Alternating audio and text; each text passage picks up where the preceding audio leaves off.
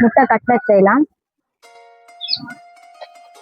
முட்டை வந்துருச்சு, முட்டையை உரிச்சு எடுத்துக்கலாம். முட்டையை சீவி எடுத்துக்கலாம்.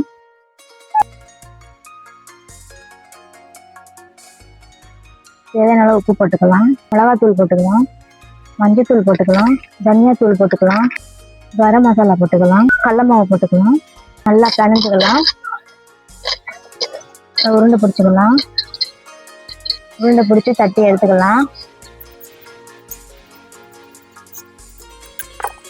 தவா வச்சுக்கலாம்.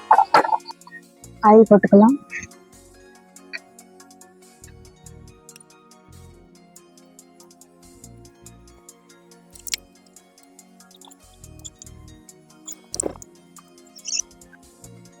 எடுத்துக்கலாம்.